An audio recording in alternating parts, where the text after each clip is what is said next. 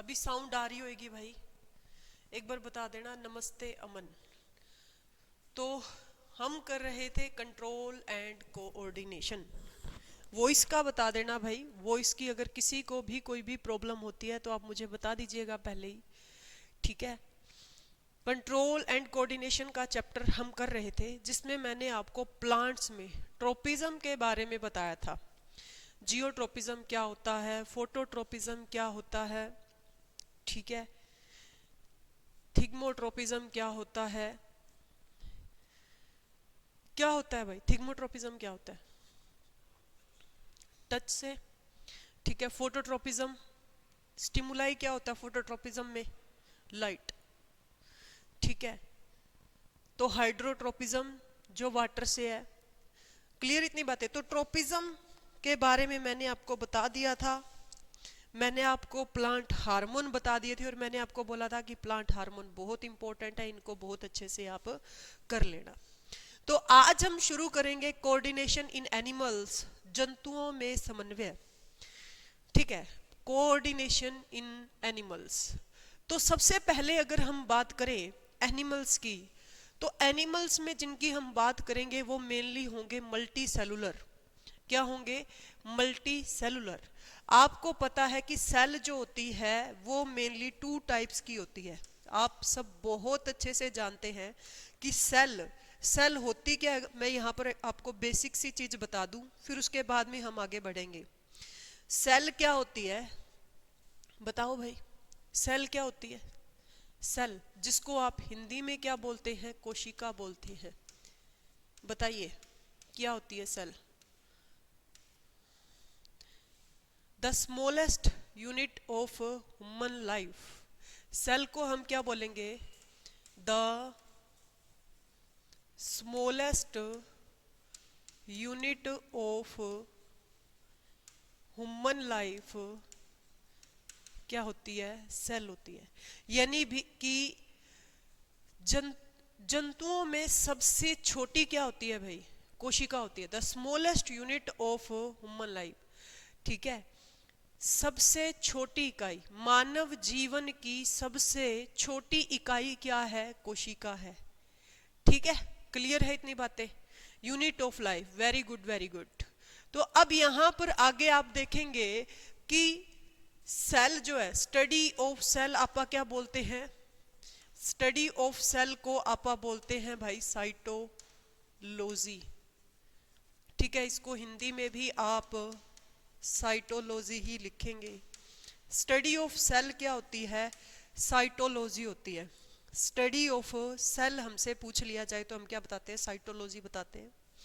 उसके बाद में देखिएगा, आपसे पूछ लिया जाए, क्या पूछ लिया जाए आपसे कि भाई सेल जो है इसकी डिस्कवरी किसने की थी, ठीक है। या आपसे पूछ लिया जाए फादर ऑफ साइटोलॉजी, क्योंकि कोशिका की स्टडी को क्या बोलते हैं? साइटोलॉजी बोलते हैं। तो फादर ऑफ साइटोलॉजी किसको कहा जाता है भाई? किसको बोलते हैं? रॉबर्ट हुक को, ठीक है। क्योंकि रॉबर्ट हुक ने सबसे पहले किसके बारे में बताया था? साइटोलॉजी के बारे में बताया था, ठीक है। अब ये जो मतलब कि रॉबर्ट हुक है, इसने लिविंग सेल की डिस्कवरी की थी या नॉन लिविंग सेल की डिस्कवरी की थी? ये भी बताइए। नहीं, जो रॉबर्ट हुक था इसने नॉन लिविंग सेल की डिस्कवरी की थी। ये ध्यान में रखिएगा, जो रॉबर्ट हुक था इसने नॉन लिविंग सेल की डिस्कवरी करी थी। और आपसे पूछ लिया जाए कि लिविंग सेल की डिस्कवरी किसने की है? क्या पूछ लिया जाए आपसे? लिविंग सेल की डिस्कवरी किसके द्वारा की गई? तो ल्यूवेन होक नाम के साइंटिस्ट ने, ल्यूवेन होक नाम के साइंटिस्ट ने क्या करी थी? लिविंग सेल की डिस्कवरी की थी। ये मैं बेसिक ऊपर ऊपर की बातें जो है वो बता रही हूँ, बिल्कुल डीप में नहीं जाऊंगी। जो मेन बातें हैं वही आपको बता रही हूँ, ठीक है। लिविंग सेल यानी कि जीवित कोशिका। क्लियर इतनी बातें? और ऐसा बोला जाता है कि जो जीवित कोशिका हुई थी वो प्याज के, मतलब कि प्याज के अंदर हुई थी। किसके अंदर? प्याज। और वहीं अगर मैं सॉरी नॉन लिविंग सेल के, किसके अंदर हुई थी? प्याज के अंदर। और लिविंग सेल की बात करूं तो लिविंग सेल की खोज जो हुई थी वो बैक्टीरिया के अंदर हुई थी। कहते कि इसने दांत की खुरचन को टेस्ट किया था, दांत की खुरचन में जो बैक्टीरिया पाए जाते हैं।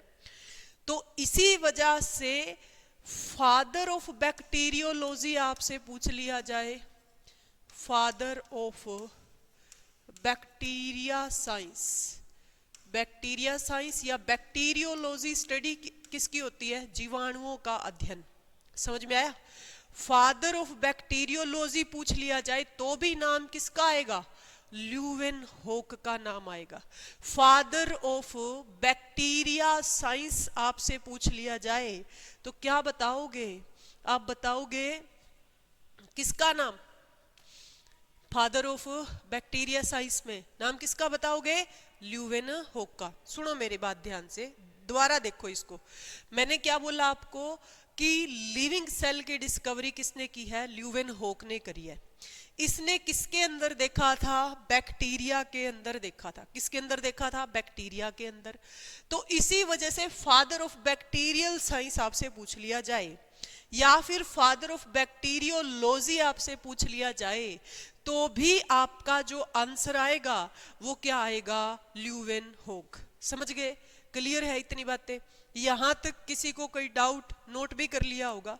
तो अब जो मैं आगे की बात आपसे करूं, आगे जो मैंने बात बतानी है वो क्या है कि जो सेल होती है वो 2 टाइप की होती है। आप इसको बोलते हैं यूनिसेलुलर, ठीक है, और मल्टी सेलुलर। यूनिसेलुलर और मल्टी सेलुलर।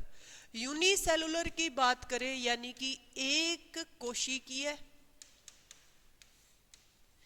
और जो मल्टी सेलुलर होता है बच्चों वो होता है बहुकोशिकीय। ठीक है? ठीक है हिमांशु, दीपक, समझ में आ रहा है? तो यूनिसेलुलर की बात करें तो यूनिसेलुलर होता है एक कोशिकीय, मल्टी सेलुलर होता है बहुकोशिकीय, यानी जिसमें एक ही टाइप की सेल्स पाई जाए वो क्या होता है? यूनिसेलुलर। एक ही प्रकार की आकार की कोशिकाएं पाई जाए वो यूनिसेलुलर होता है। मल्टी सेलुलर होता है जिसमें एक से ज्यादा प्रकार के आकार की कोशिकाएं पाई जाए, उनको क्या बोलते हैं? मल्टी सेलुलर बोलते हैं। अब यहां पर देखिए, यूनिसेलुलर हो गया, मल्टी सेलुलर हो गया, समझ गए? अब एक चीज यहां पर जो हमने नोट करनी है वो चीज क्या नोट, वो क्या नोट करनी है? ठीक है, एक चीज जो यहां पर हमें नोट करनी है वो क्या नोट करनी होती है? क्या नोट करनी होती है कि कौन से ऐसे जीव हैं जो यूनिसेलुलर हैं, कौन से ऐसे हैं जो मल्टी सेलुलर है। जैसे कि मैं बैक्टीरिया की बात करूं तो बैक्टीरिया किस में आता है? यूनिसेलुलर में आता है। समझ में आई? हाइड्रा, ये जीव हैं अलग अलग, हाइड्रा, यूग्लिना, ठीक है, ये सारे के सारे क्या है? यूनिसेलुलर है। जैसे कि अमीबा हो गया, ठीक है, अमीबा यूनिसेलुलर है। वहीं अगर मैं मल्टी सेलुलर की बात करूं तो मल्टी सेलुलर में सबसे ज्यादा ह्यूमन बीइंग जो है वो क्या है? मल्टी सेलुलर है। ठीक है, ह्यूमन बीइंग जो है वो क्या है? मल्टी सेलुलर है। जितने भी मतलब कि एनिमल्स हैं वो मल्टी सेलुलर है। प्लांट्स हैं, प्लांट्स भी क्या है? मल्टी सेलुलर है, जिनमें एक से ज्यादा प्रकार की कोशिकाएं पाई जाती हैं। प्लांट्स भी क्या है? मल्टी सेलुलर हैं। समझ में आई इतनी बात? अब यहां पर देखो, मैंने यहां नाम लिखा है इधर हाइड्रा का। हाइड्रा को मैंने लिखा है किसमें? यूनिसेलुलर में। कहां लिखा है? यूनिसेलुलर में। लेकिन कुछ यूनिसेलुलर ऐसे हैं जिनको आप क्या बोल सकते हैं? सिंपल मल्टी सेलुलर बोल सकते हैं। सिंपल मल्टी सेलुलर बोल सकते हैं। सिंपल मतलब वो मैं आपको अभी समझाऊंगी कैसे। एक तो मैंने इसको क्या बोला?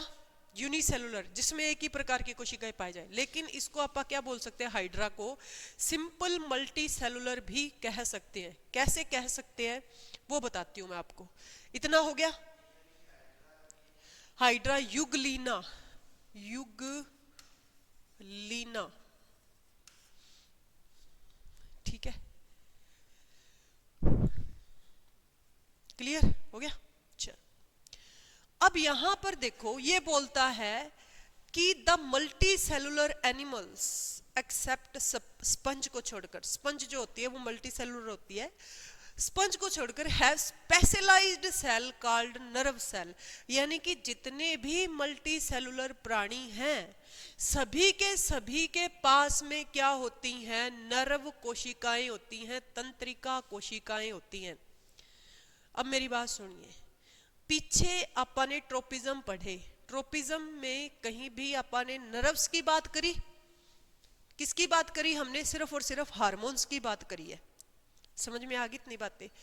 लेकिन यहां पर हम एनिमल्स की बात जब हम कर रहे हैं तो यहां पर हम किसकी बात करेंगे?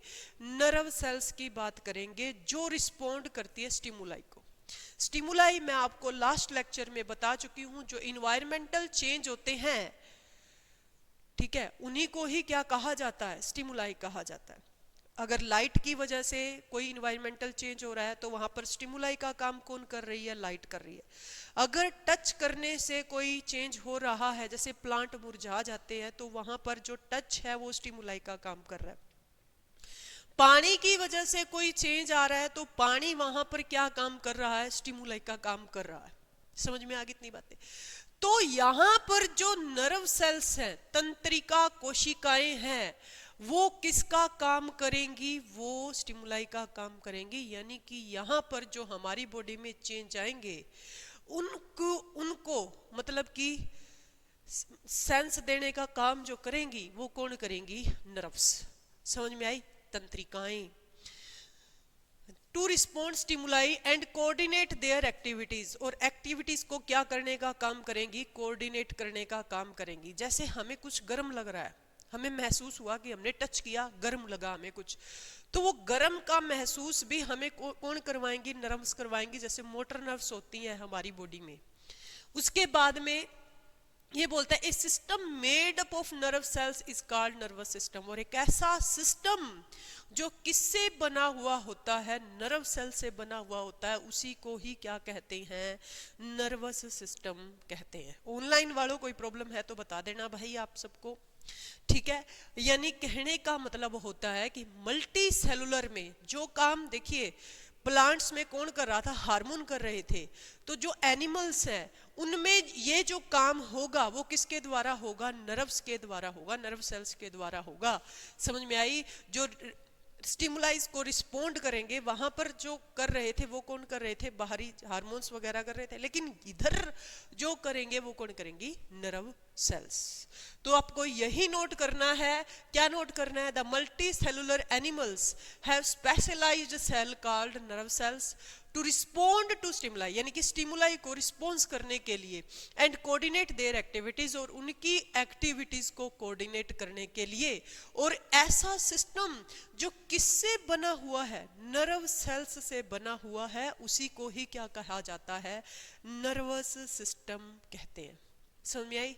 क्लियर है? पीपीटी दे दूंगी आपको मैं बाद में, आराम से नोट कर लेना, एक बार समझ लीजिए क्लास को। तो हिंदी में वही लिख रखा है कि बहुकोशिकीय जंतु स्पंज को छोड़कर उद्दीपन यानी कि स्टिमुलस के प्रति प्रतिक्रिया करने और अपनी गतिविधियों का समन्वय करने के लिए विशेष कोशिकाएं होती हैं, जिन्हें तंत्रिका कोशिकाएं कहते हैं। और तंत्रिकाओं कोशिकाओं से मिलकर बनी प्रणाली का तंत्रिका तंत्र कहा जाता है। समझ में आई? अच्छा, एक नोट डालकर लिख लेना, longest cell in human body, human की बॉडी में लॉन्गेस्ट सेल क्या होती है? तंत्रिका कोशिका ही होती है, ठीक है, नर्व सेल ही होती है। और नर्व सेल में नर्व सेल की इकाई क्या होती है, न्यूरॉन होती है, तो अपन न्यूरॉन भी बोल सकते हैं। ये न्यूरॉन के बारे में आप आगे बढ़िया तरीके से पढ़ेंगे। Longest cell in human body आपसे पूछ लिया जाए तो नर्व सेल तंत्रिका कोशिका होती है, और इसको आप क्या बोलते हैं, तंत्रिका कोशिका की इकाई को न्यूरॉन कहा जाता है। तो न्यूरॉन भी आप लिख सकते हैं। क्या लिख सकते हैं आप न्यूरॉन भी लिख सकते हैं। समझ में आ गई इतनी बात? ठीक है। The multicellular animals have specialised cell called nerve cell to respond to stimuli. Clear इतनी बात? क्लियर? ठीक है। उसके बाद में देखिएगा, hydra is a simple multicellular animal. देखो सिंपल मल्टीसेलुलर एनिमल्स है। The nervous system of hydra consist of a network of nerve cell joined to one another and spread throughout its body. अब यहां पर देखो ये बोलता है कि हाइड्रा जो है वो एक सिंपल मल्टी सेलुलर एनिमल्स है। ठीक है, क्लियर इतनी बातें? The nervous system of hydra consist of a network of nerve sales. किससे बना होता है? नर्व सेल्स के नेटवर्क से बना होता है, जो उसकी ही बॉडी में क्या होती हैं, जॉइंट होती है, और उसकी ही अपनी ही बॉडी से क्या होती हैं, अलग होती हैं। समझ में आई इतनी बातें? तो उसके बाद में देखो जो नेक्स्ट पॉइंट्स हैं वो क्या है। The control and coordination in higher animals called vertebrates. ठीक है, क्या बोला जाता है उनको? वर्टिब्रेट्स कहा जाता है।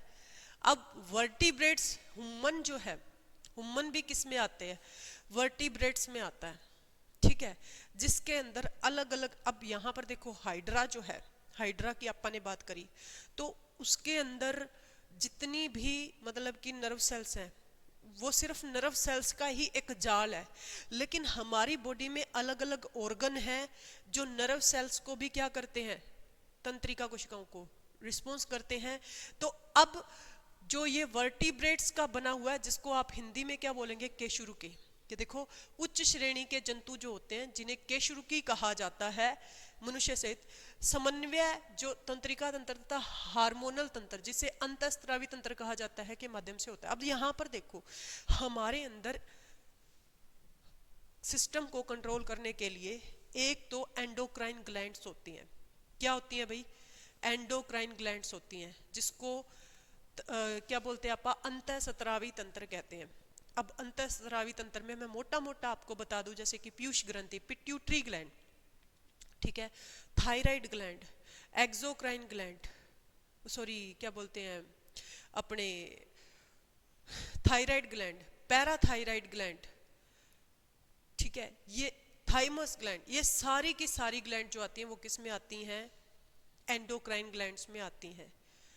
ठीक है, हाइपोथैलेमस ग्लैंड जो इनके साथ में, किसके साथ में मिलकर काम कर रही है? हार्मोन के साथ में मिलकर काम कर रही हैं। जितनी भी एंडोक्राइन ग्लैंड हैं उन सब में से क्या रिलीज होते हैं? हार्मोन रिलीज होते हैं। समझ में आ गई इतनी बातें? तो आपसे पूछ लिया जाए कि जो वर्टिब्रेट्स हैं, क्या पूछा जाए पेपर में कि जो वर्टिब्रेट्स है, ये वर्टिब्रेट्स लिख रखा है, उनके अंदर जो कंट्रोल एंड कोऑर्डिनेशन का काम होता है वो किसके द्वारा किया जाता है? तो आप बताएंगे नर्वस सिस्टम के द्वारा। एक तो नर्वस सिस्टम के द्वारा और दूसरा हार्मोनल सिस्टम के द्वारा, यानी कि एक तो तंत्रिका तंत्र के द्वारा और दूसरा किसके द्वारा? हार्मोनल तंत्र के द्वारा किया जाता है। फोन बार पकड़ा के आना, सर बैठे होंगे। ठीक है भाई आर्यन, मैं ये सारी की सारी पीपीटी दे दूंगी, सारी की सारी पीपीटी ही आपको नोट करनी है अपने नोट्स में। समझ में आ गई बात? नहीं, सारी पीपीटी आपको दे दूंगी।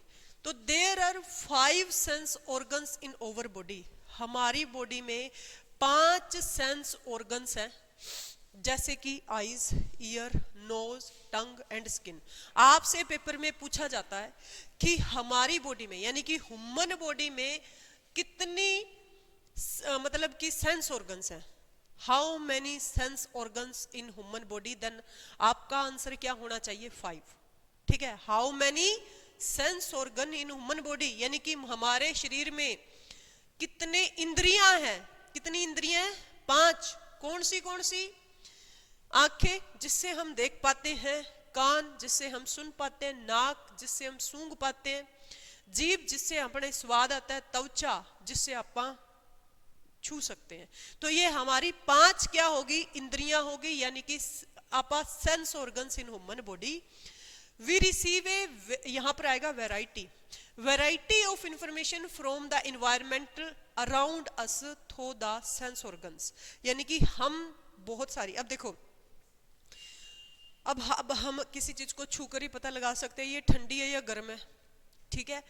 तो हमें मिल रही है इंफॉर्मेशन इससे, कान से हम सुन रहे हैं तो इंफॉर्मेशन मिल रही है, असली इंफॉर्मेशन तो कान से ही मिलती है, ठीक है।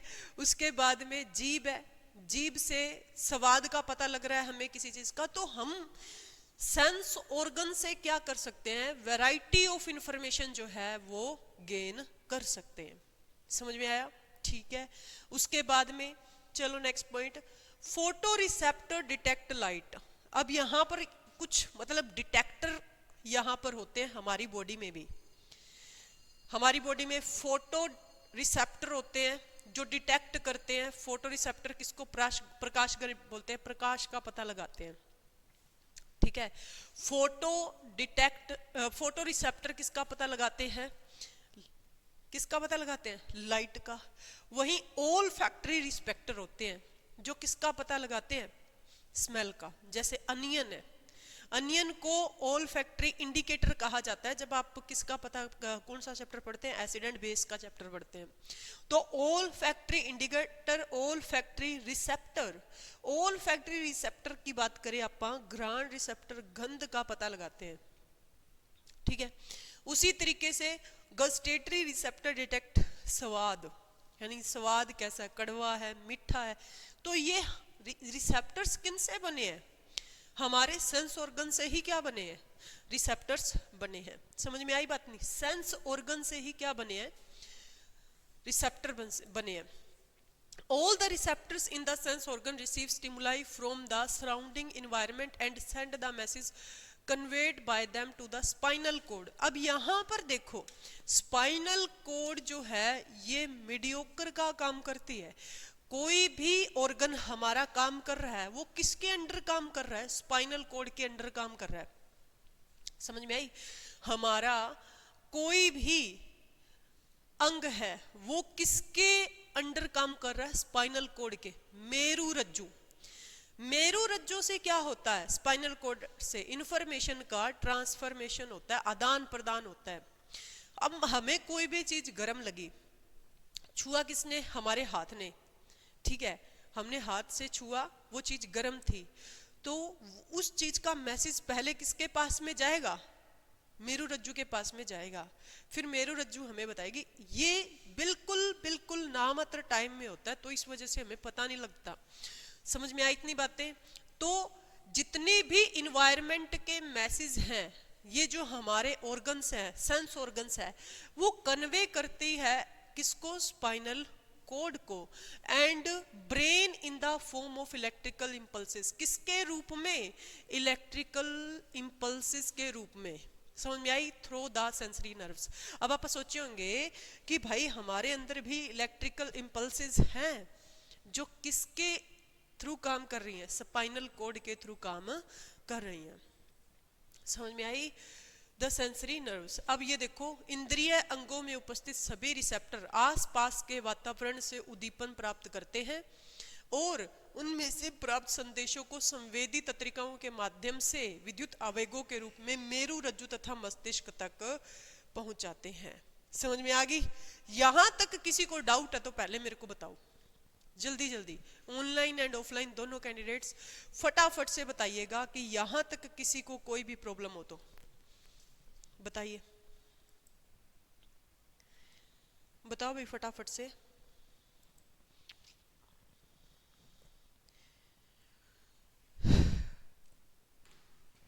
क्लियर है यहां तक, चलिए। An effector is a part of the body which can respond to a stimulus according to the instructions sent from the nervous system।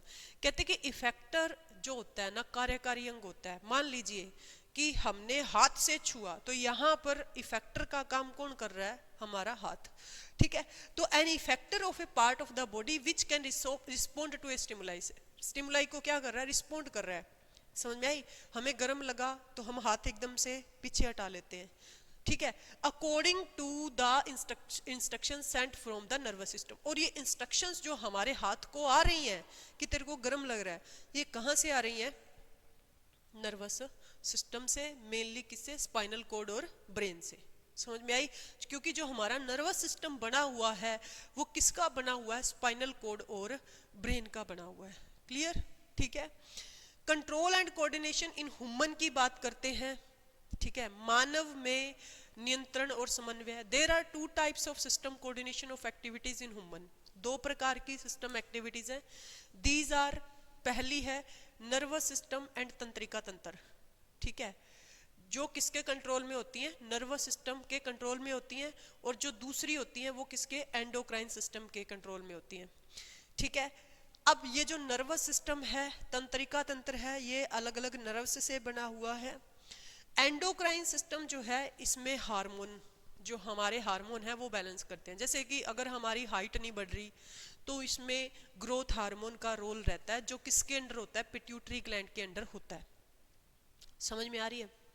किसी के अंदर आयोडीन की मात्रा बढ़ गई, ठीक है, आयोडीन की मात्रा कम हो गई, तो ये भी एक हार्मोन करता है जिसको आप थायरोक्सिन हार्मोन बोलते हैं, जो थायराइड ग्लैंड के अंदर होता है। इसको आप एक एक करके क्या करेंगे? एक्सप्लेन करेंगे बढ़िया तरीके से। ठीक है, उसके बाद चलते हैं नेक्स्ट पॉइंट पे, ह्यूमन नर्वस सिस्टम। सबसे पहले the function of nervous system is to coordinate the activities of our body. तो हमारी बॉडी में एक्टिविटीज को कोऑर्डिनेट करने का काम कौन कर रहा है? नर्वस सिस्टम कर रहा है। क्योंकि ब्रेन जो है ना, ये मास्टर है एक तरीके से हमारी बॉडी का। और जिस बंदे ने अपने ब्रेन पे कंट्रोल कर लिया, ऐसे सोच लो कि उसने सारी दुनिया पे कंट्रोल कर लिया। सिंपल सी बात है, क्योंकि ब्रेन पे कंट्रोल करना ही तो मुश्किल है। जितने पुट्ठे सीधे बढ़िया बुरे काम हैं वो कौन करवा रहा है? हमारा ब्रेन। हमारा, आप ऐसे बोल सकते हैं कि हमारा शरीर जो है वो एक तरीके से क्या है? कठपुतली है। किसकी? ब्रेन की, हमारे ब्रेन की। ठीक है, जिस तरीके से ब्रेन चला रहा है वैसे हम चल रहे हैं। क्लियर? तो the function of nervous system is to coordinate the activities of our body. The nervous system helps all the other system of our body to work together. कि जो नर्वस सिस्टम है ना, वो हेल्प करता है all other system of our body to work together. तो यानी कि जैसे कि नर्वस सिस्टम है, वही जो है वो स्केलेटन सिस्टम को चला रहा है। नर्वस सिस्टम ही किसको चला रहा है? बताओ। डाइजेस्टिव सिस्टम को चला रहा है। ठीक है, जितने भी हमारी बॉडी में सिस्टम है उनको कौन चला रहा है? नर्वस सिस्टम कोऑर्डिनेट कर रहा है। नर्वस सिस्टम कोऑर्डिनेट करने का काम कर रहा है। समझ में आई है? अब यहां पर देखो, work together the nervous system is like a manager inside over body. तो हमारी बॉडी में एज ए मैनेजर का काम कौन कर रहा है? नर्वस सिस्टम कर रहा है। समझ में आ गई इतनी बातें? अब उसके बाद में नेक्स्ट पॉइंट है the unit of nervous system, neuron. इसके बारे में आपको बता चुकी हूं कि जो हमारे ब्रेन की पूछ ली जाए या फिर नर्वस सिस्टम की यूनिट पूछ ली जाए तो आप क्या बताओगे? न्यूरॉन बताओगे। वेरी वेरी इंपॉर्टेंट पॉइंट है, पेपर में पूछा जाता है। क्या? The unit of nervous system, तंत्रिका तंत्र की इकाई क्या है, ये पेपर में पूछी जाती है। तो आप क्या बताओगे? न्यूरॉन बताओगे। The unit which make up the nervous system are called nerve cells. एक ऐसी यूनिट्स जो नर्वस सिस्टम को बनाती हैं उनको क्या कहा जाता है? नर्व सेल्स कहा जाता है। ठीक है, जो नर्वस सिस्टम को बनाती हैं उनको क्या कहा जाता है? नर्व सेल्स, या फिर क्या बोल देते हैं? Neuron. So neuron is the structural and functional unit of the nervous system. इस वजह से आपसे पेपर में पूछ ली जाए the structural and functional unit of nervous system क्या है? क्या है भाई? न्यूरॉन। जैसे कि आप बोलते हैं the structural and functional unit of human body क्या है? सेल है। ठीक है, उसी हिसाब से दिमाग की पूछी जाए the structural and functional unit of nervous system, तो आप क्या बताते हो? क्या बताते हो भाई? न्यूरॉन। लास्ट चैप्टर में मैंने आपको बताया था, जो पीछे अपन ने चैप्टर किया था लाइफ प्रोसेस का, उसमें मैंने आपको बताया था the structural and functional unit of kidney. क्या बताया था बताओ? नेफ्रॉन। Very good. क्या बताया था? नेफ्रॉन बताया था। उसी हिसाब से अगर हमसे पूछ लिया जाए the structural and functional unit of the nervous system, तो आप क्या बताओगे? न्यूरॉन बताओगे। समझ में आ गई बात इतनी? ठीक है, यहां तक क्लियर है? चले आगे। चलिए, लिख लिया भाई इतना? ओके। अब यहां पर देखिए, we can now say that nervous system is made up of special cells called neuron.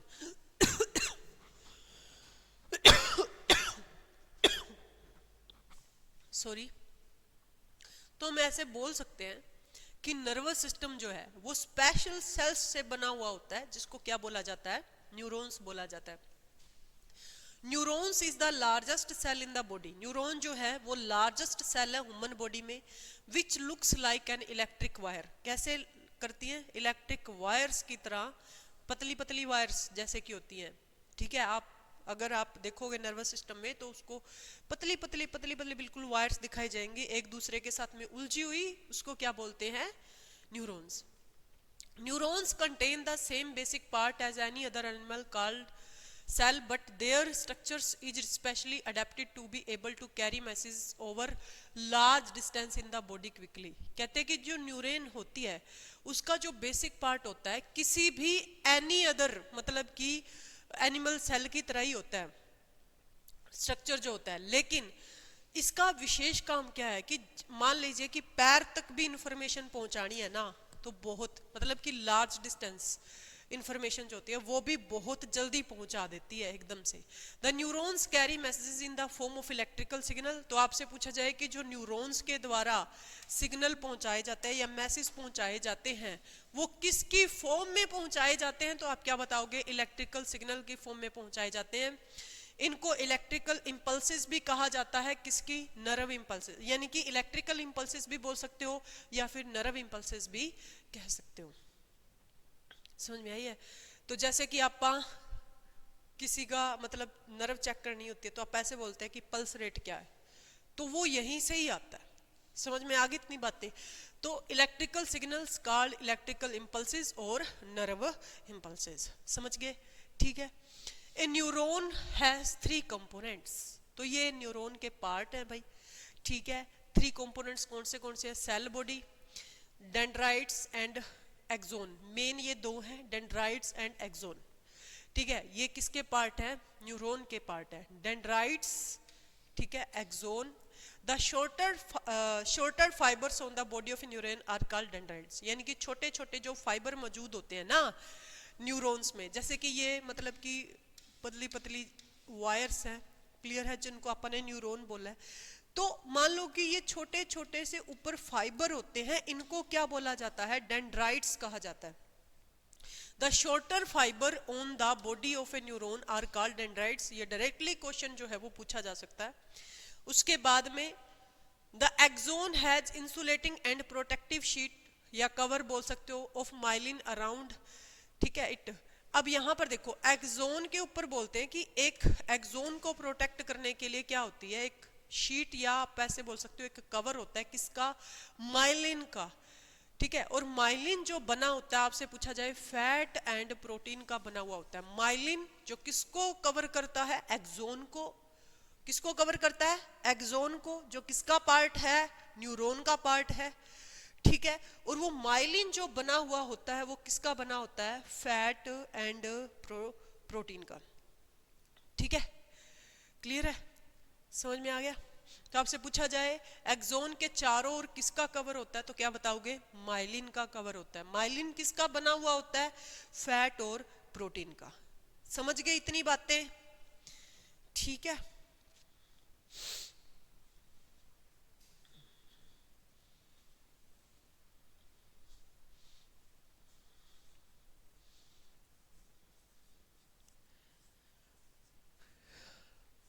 अब ये वर्किंग कैसे करता है?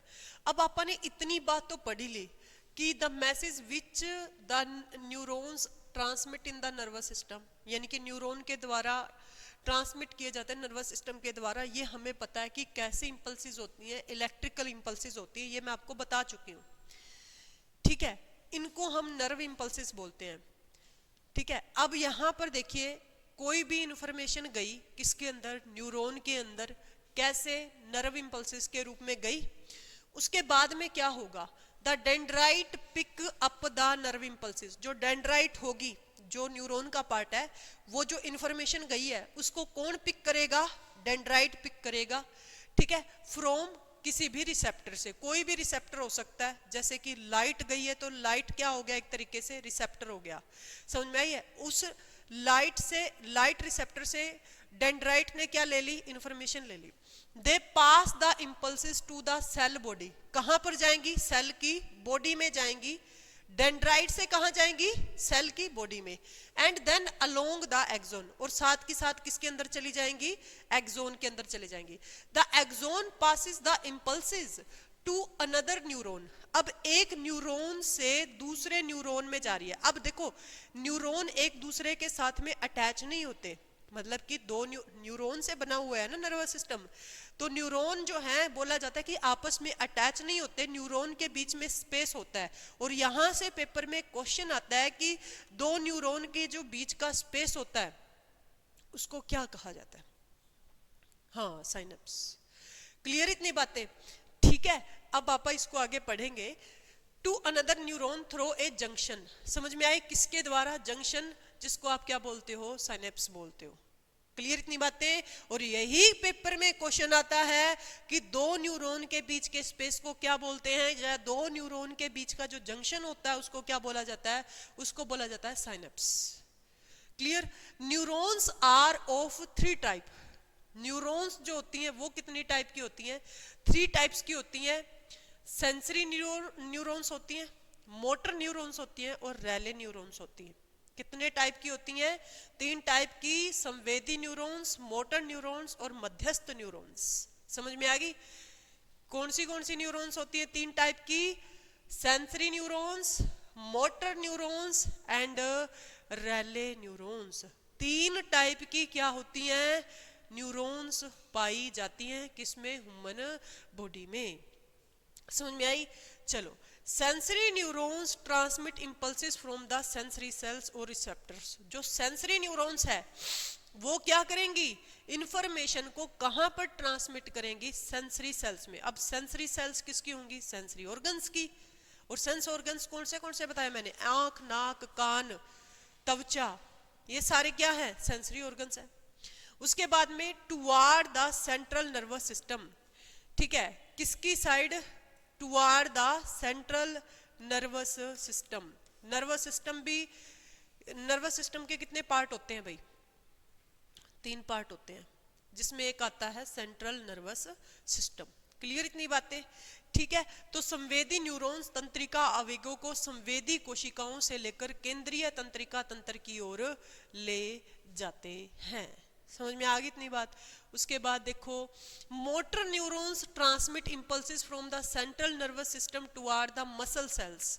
अब यहां पर देखो कि सेंट्रल नर्वस सिस्टम तक तो इंफॉर्मेशन आई गई थी, कौन लेकर आई थी, सेंसरी सेल्स लेकर आई थी।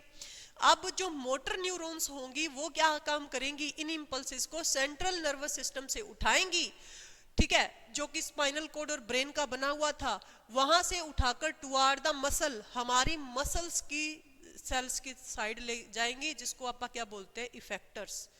यानी कि हमारे दिमाग ने डायरेक्टली इंफॉर्मेशन तो किसको देनी है, ऑर्गन्स को ही देनी है। और हमारे ऑर्गन्स में क्या होती है, मसल्स होती हैं। मसल्स में इंफॉर्मेशन लेके आने का काम जो करती हैं वो कौन करती है, मोटर न्यूरॉन्स। ध्यान में रखना, पेपर में बेसिक क्वेश्चन आएंगे, आपसे पूछा जाएगा सेंट्रल नर्वस सिस्टम तक इंफॉर्मेशन को कौन लेकर आता है, तो आप क्या बताओगे, सेंसरी नर्व्स लेकर आती हैं। बता दोगे कौन लेकर आता है, सेंसरी नर्व्स लेकर आती हैं। वहीं आपसे पूछ लिया जाए कि सेंट्रल नर्वस सिस्टम से सेंट्रल नर्वस सिस्टम से हमारे क्या बोलते हैं मसल्स तक इंफॉर्मेशन को कौन लेकर आता है, तो क्या बताओगे, मोटर न्यूरॉन्स लेकर आती हैं। फिर उसके बाद में आती हैं relay neurons, occur in the central nervous system and spinal cord where they serve as link between other neurons. यानी कि ये तो नाम से ही पता चल रहा है, रैले यानी कि मध्यस्थ। तो ये दूसरी जो अपनी सेंट्रल नर्वस सिस्टम के अंदर दूसरी नर्व्स हैं, जितनी भी नर्व्स हैं उनके बीच में या न्यूरॉन्स हैं उनके बीच में लिंक करने का काम कौन करती हैं, रैले न्यूरॉन्स। समझ में आया? हिमांशु समझ आ गया? दीपक क्लियर है? कोई डाउट इधर तक, किसी को भी कोई प्रॉब्लम हो तो बता दो। परवीन, रिंकू, अमन, आर्यन, कार्तिक, फटाफट बताओ भाई, कोई दिक्कत है तो बता दीजिए। आ गया समझ? चलिए, we will now explain how nerve impulses are transferred from one neuron to another in the nervous system. अब आप ये डिस्कस करेंगे कि जो एक न्यूरॉन से दूसरी न्यूरॉन में इंफॉर्मेशन ट्रांसफर होती है नर्वस सिस्टम के अंदर, वो कैसी होती है। कहते हैं कि any two neurons in the nervous system do not join to one another completely, यानी कि एक दूसरे से कंप्लीटली जॉइंट नहीं होती। ये मैं आपको पहले ही बता चुकी हूँ कि उनके बीच में गैप होता है और गैप को साइनेप्स बोलते हैं। ठीक है, there is always a very very small nerve impulses are carried out over this small gap between a pair of neurons by means chemical substance called neurotransmitter substance। यानी कि इनके बीच में छोटा छोटा बिल्कुल बिल्कुल छोटा छोटा गैप होता है जो केमिकल से भरा होता है, जिसको क्या बोलते हैं, न्यूरोट्रांसमीटर सब्सटेंस। ठीक है, अब ये आपसे पूछा जाए कि ये न्यूरोट्रांसमीटर सब्सटेंस जो होता है वो किसके बीच में होता है। ये जो गैप है ना, साइनेप्स वाला जो गैप है, इसी के अंदर ही स्मॉल गैप होता है जिसको आप न्यूरोट्रांसमीटर सब्सटेंस से फिल करते हो। समझ में आ गया? क्लियर है? क्या था कि any two neurons in the nervous system do not join to one another completely, there is always a very very small gap between the two neurons, this gap is called synapse. The nerve impulses are carried over the small gap between a pair of neurons by means chemical substance called neurotransmitter। यानी कि मान लीजिए कि ये दो neurons है, ये neurons है, ठीक है, और इनका बीच में जो साइनेप्स है, ठीक है, इस गैप को क्या बोला जाता है, साइनेप्स। और इसके बीच में ही कौन काम कर रहा है, न्यूरोट्रांसमीटर काम कर रहा है। समझ में आ गई इतनी बातें? A microscopic gap between a pair of adjacent neurons over which nerve impulses pass when going from one neuron to next is called a synapse। तो आज आप यहाँ तक ही करेंगे कि एक नर्व से दूसरी नर्व में इंफॉर्मेशन को पहुंचाने का जो मेन काम है वो कौन करती है, साइनेप्स काम करती है। समझ में आ गई? जो गैप है वो ही काम करेगा। क्लियर? बाकी हिंदी मीडियम वाले पढ़ लेना भाई उसे। क्लियर? ठीक, तो आज का क्लास इधर ही खत्म करते हैं। कोई डाउट है तो मेरे से पूछ लो आप। बताइए भाई, कोई डाउट है?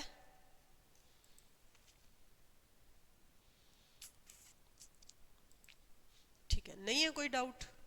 चलिए, थैंक यू सो मच।